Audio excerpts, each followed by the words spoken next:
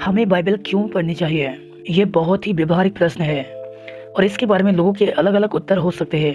Bible हमारा आत्मिक भोजन है, जिससे हमें प्रतिदिन ग्रहण करना चाहिए। कुछ लोग इसे जादुई पुस्तक के समान पढ़ते हैं, कुछ लोग इसे केवल इसलिए पढ़ते हैं ताकि पास्टर पूछे तो बता दे कि बाइबल पढ़ रहे हैं। परंतु बाइबल हमें वचन का उपयोग करने के बारे में इस तरह से नहीं सिखाती है। इस वीडियो में हम 5 मुख्य कारणों को देखेंगे जो ये बताएंगे कि हमें बाइबल क्यों पढ़नी चाहिए। बाइबल हमारा आत्मिक भोजन है, जिससे हमें प्रतिदिन ग्रहण करना चाहिए। नंबर 1, उद्धार के सुसमाचार को समझाने के लिए। बाइबल पढ़ने का प्रमुख कारण ये है कि हम उद्धार के सुसमाचार को समझें। सुसमाचार पर विश्वास करने के द्वारा ही मनुष्य का उद्धार होता है। सुसमाचार ये है कि परमेश्वर ने मनुष्य को आज्ञाकारी एवं प्रेम पूर्ण संगति में जीवन जीने के लिए बनाया है। परमेश्वर से विद्रोह करके मनुष्य ने पाप किया, जिस कारण मनुष्य पर परमेश्वर का भयंकर दंड, अनंत काल की मृत्यु का आना निश्चित था। परंतु लगभग 2000 वर्ष पूर्व परमेश्वर ने प्रेम में होकर अपने पुत्र यीशु मसीह को संसार में भेजा। उसने इस बुरे समाचार को अच्छे समाचार अर्थात सुसमाचार में बदल दिया। उसने मनुष्य होकर एक सिद्ध जीवन जिया और हमारे पापों के कारण परमेश्वर के भड़के क्रोध को क्रूस पर अपनी मृत्यु के द्वारा शांत किया। उसने हमारे पाप की कीमत को चुका दिया और ये बात उसके 3 दिन के बाद जी उठने से प्रमाणित हुई। संपूर्ण बाइबल इसी सुसमाचार को सिखाती है। पुराना नियम यीशु मसीह के बलिदान की आवश्यकता को दिखाता है कि हमें एक सिद्ध एवं स्थायी बलिदान की आवश्यकता है जो हमें उद्धार प्रदान कर सके। इब्रानिया अध्याय 9 वचन 11 से 14 पढ़ेंगे।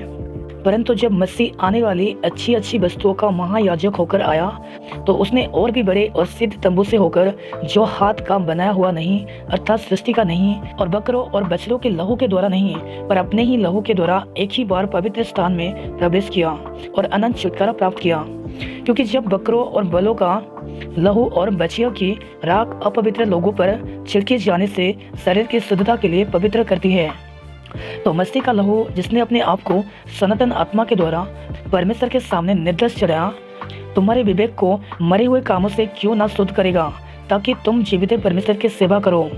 नया नियम यीशु मसीह के बलिदान की उपलब्धियों की व्याख्या करती है कि उसकी धार्मिकता हमारे खाते में लिख दी गई और हमारे पापों के दंड को उसने क्रूस पर सह लिया और उसके लहू से हमारे अपराधों की क्षमा मिली। एफिसिया अध्याय 1 वचन 7 हमको मसीह में उसके लहू के द्वारा छुटकारा अर्थात अपराधों की क्षमा परमेश्वर के उस अनुग्रह के धन के अनुसार मिला है। उसने हमारा परमेश्वर से मेल मिलाप करा दिया। नियमित रीति से बाइबल पढ़ने से हमें यीशु मसीह को एवं क्रूस पर हमारे उद्धार के लिए किए गए कार्य को गहराई से समझाते हैं। परमेश्वर का वचन सुसमाचार द्वारा केवल उद्धार ही प्रदान नहीं करता है, परंतु ये परमेश्वर को जानने के लिए उत्साहित भी करता है। नंबर 2, परमेश्वर को जानने के लिए। परमेश्वर का वचन सुसमाचार द्वारा केवल उद्धार ही प्रदान नहीं करता है, परंतु ये परमेश्वर को जानने के लिए उत्साह भी करता है। परमेश्वर ने इस्राएलियों को मिस्र देश से इसलिए छुड़ाया ताकि वे परमेश्वर यहोवा का भय माने और उसको अपने संपूर्ण हृदय से प्रेम करें। व्यवस्था विवरण अध्याय 6 वचन 5 में लिखा है, तू अपने परमेश्वर यहोवा से अपने सारे मन और सारे प्राण और सारी शक्ति के साथ प्रेम रखना। इसी प्रकार देहधारी परमेश्वर यीशु मसीह हमें पापों के दंड से छुड़ाकर अनंत जीवन देता है और वो स्वयं अनंत जीवन की व्याख्या करता है कि वे तो जो एकमात्र परमेश्वर है और यीशु मसीह को जाने जिससे तूने भेजा है।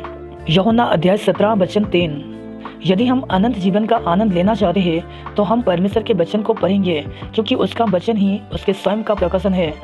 उसका वचन उसके चरित्र, गुण एवं स्वभाव को प्रकट करता है। हम अनंत जीवन में परमेश्वर को और अधिक जानते रहेंगे, परंतु इसकी प्रक्रिया हमारे मसीही बनने के प्रथम दिन से ही आरंभ हो जाता है। हम उसके वचन के द्वारा दिन प्रतिदिन उससे जानते चले जाते हैं, मानो कि एक हीरा जिसके हर एक पहलू की अलग चमक होती है। परमेश्वर को जानने के लिए हमारी ये प्रार्थना होनी चाहिए कि प्रभु जी, हम वचन के द्वारा आपको और अधिक जान सके और आपके जैसा बन सके। नंबर 3, परीक्षा पर विजय पाने के लिए। परमेश्वर को जानने के साथ साथ हम परमेश्वर के वचन को इसलिए भी पढ़ते हैं ताकि हम परीक्षाओं पर विजय पा सके। मत्ती अध्याय 4 वचन 1 से 12 में लिखा है, शैतान के द्वारा यीशु मसीह की परीक्षा 40 दिन तक हुई। यीशु मसीह के उत्तर में ध्यान देने वाली बात यह है कि शैतान ने 3 बार यीशु मसीह को परीक्षा में विफल करना चाहा और तीनों बार यीशु मसीह ने अपने उत्तर में कहा, यह लिखा है। मत्ती अध्याय 4 वचन 4 यीशु ने उत्तर दिया, लिखा है, मनुष्य केवल रोटी ही से नहीं परंतु हर एक वचन से जो परमेश्वर के मुख से निकलता है जीवित रहेगा। यहाँ यीशु मसीह उदाहरण प्रस्तुत कर रही है कि हमें परीक्षाओं के मध्य वचन की चट्टान पर स्थिर रहना है। जब वासना की परीक्षा आती है तो हमें वचन से स्मरण करना है कि हम पवित्र होने के लिए बुलाए गए हैं। पहला पतरस अध्याय 1:15। पर जैसा तुम्हारा बुलाने वाला पवित्र है, वैसे ही तुम भी अपने सारे चाल चलन में पवित्र बनो। जब धन के लोभ की परीक्षा आती है तो हमें वचन से स्मरण करना है कि संतोष सहित भक्ति वास्तव में महान कमाई है। पहला तिमुथियुस अध्याय 6:6। हमें प्रतिदिन बाइबल पढ़ने के द्वारा परमेश्वर के वचन को अपने हृदय में अधिकाई से बसने देना चाहिए ताकि हम परीक्षाओं पर विजय पा सके। मसीह होने के बाद भी बहुत बार हम परीक्षाओं में विफल होंगे और गिरेंगे। उस समय परमेश्वर का वचन ही है जो हमारे आत्मिक जीवन में दीपक और उजियाला का काम करता है। भजन संहिता अध्याय 119 वचन 105। तेरा वचन मेरे पाँव के लिए दीपक और मेरे मार्ग के लिए उजियाला है। नंबर 4, पवित्रता में बढ़ने के लिए।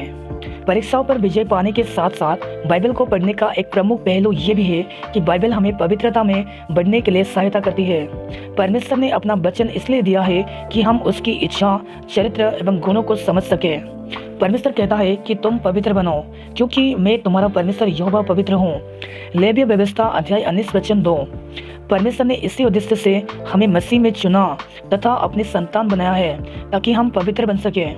संसार, शरीर और शैतान हमारे सक्रिय शत्रु है। ये विश्वासी और परमेश्वर के संबंध को तोड़ना चाहते हैं। बहुत बार जीवन में ऐसा समय आएगा कि संसार की चीजें हमें वचन नहीं पढ़ने देगी। बहुत बार हमारा शरीर हमारे साथ नहीं देगा और हमारा मन ही हमसे कहेगा चलो कोई बात नहीं, कल बाइबल पढ़ लेना। कई बार शैतान हमें पाप में गिराकर सच्चे सुसमाचार की समझ को धुंधला करेगा और हमें सोचने पर बाध्य करेगा कि मैंने वासना, झूठ, व्यभिचार का पाप कर दिया, अब तो प्रभु जी मुझे क्षमा नहीं करेंगे। परंतु ऐसे समय में परमेश्वर का वचन हमें पश्चाताप के लिए कायल करेगा। वचन के अनुसार हम तब ही उत्तर दे पाएंगे जब हम परमेश्वर के वचन को नियमित रीति से अपने मन में बसने देंगे। अर्थात हमारे लिए पवित्रता में बढ़ने के लिए बाइबल को पढ़ना महत्वपूर्ण है। नंबर 5, अनंत जीवन की आशा की निश्चितता में बढ़ने के लिए। बाइबल पढ़ना इसलिए भी महत्वपूर्ण है क्योंकि ये हमें अनंत जीवन की आशा की निश्चितता में बढ़ने के लिए सहायता करती है। परमेश्वर का वचन इसलिए लिखा गया है कि विश्वासी जाने कि अनंत जीवन उनका है। पहला यूहन्ना अध्याय 5 वचन 13। परमेश्वर ने हमें अपने संतान बनाया है और वो चाहता है कि हम उसमें बने रहे। यीशु मसीह विश्वास योग्य है। उसने कहा कि मैं आऊँगा और तुम्हें अपने साथ लेकर जाऊंगा ताकि तुम सदैव मेरे साथ रहो और मेरे साथ संगति करो। परंतु संसार एवं संसार की वस्तुएं हमें संसार की सुख शांति की ओर आकर्षित करती है। यह हमें संसार की क्षणिक सुख और आराम में फंसाती है। यदि हम प्रतिदिन वचन नहीं पढ़ेंगे तो हम इस संसार के झूठ पर विश्वास करने लगेंगे। इसलिए मसीह की कार्य एवं प्रतीक्षाओं को स्मरण करने के लिए एवं अनंत जीवन की आशा की निश्चितता को थमे रहने के लिए हम प्रतिदिन परमेश्वर का वचन पढ़ते हैं। परमेश्वर का वचन ही हमें उत्साहित करता है कि हम उसके वचनों को पढ़ें और उस पर मनन करें। भजन संहिता अध्याय 1 वचन 1 और 2 पढ़ेंगे। क्या ही धन्य है वो मनुष्य जो दुष्टों की योजना पर नहीं चलता और ना पापियों के मार्ग में खड़ा होता और ना ठट्ठा करने वालों की मंडली में बैठता है, परंतु वो तो यहोवा की व्यवस्था से प्रसन्न रहता और उसकी व्यवस्था पर रात दिन ध्यान करता रहता है। मत्ती अध्याय 7 वचन 26 से 27 तक पढ़ेंगे। इसलिए जो कोई मेरी ये बातें सुनकर उन्हें मानता है वो उस बुद्धिमान मनुष्य के समान ठहरेगा जिसने अपना घर चट्टान पर बनाया और बारिश और बाढ़ें आई और आंधियां चली और उस घर पर टकरे लगी, परंतु वो नहीं गिरा क्योंकि उसकी नींव चट्टान पर डाली गई थी।